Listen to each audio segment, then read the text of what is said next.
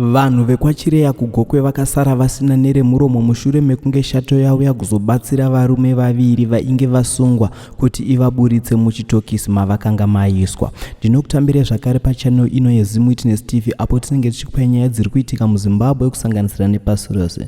Muri yeZimbabwe kana kari kekutanga kusvika pano ndinokumbira ungobaya button rekusubscribe then turn on the notification bell kuitira kuti usarasikirwe nenyaya dzatinenge tichisangana nadzo pano uye usakanganwe kushare video rino kuti ringe rinosvika kure. Nhasi nyaya yandauya nayo inyaya inoshamisa pamwe nekuvhundutsa. Nyaya iyi ndeye varume vaviri vekuGokwe mudunhu rekwaChireya vanoitwa ivo Munangatire naChigova. Varume ava vaiita basa rekuba mabuilding materials paZumba clinic dzamara pazoitwa tip off kuti varume ava vange vachibatwa, asi varume ava vakakwanisa kunge vachitiza. Zvisinei hazvo mapurisa akaita basa rawo akakwanisa kusunga vaviri ava. Zvinonzi izvo Munangatire naChigova vabatwa vakaiswa muchitokisi. Vari muchitokisi kudaro mapurisa anoti iwo pakauya nyoka hombe yerudzi rweshato pamusiwo wechitokisi. Shato iyi inonzi yauya kudaro yakatanga kurova dhoo rechitokisi, saka mapurisa paaizama kunovhura dhoo rechitokisi shato yaibva yadzokera kumashure. Chiitiko ichi chinonzi icho chakaitika kwezuva rose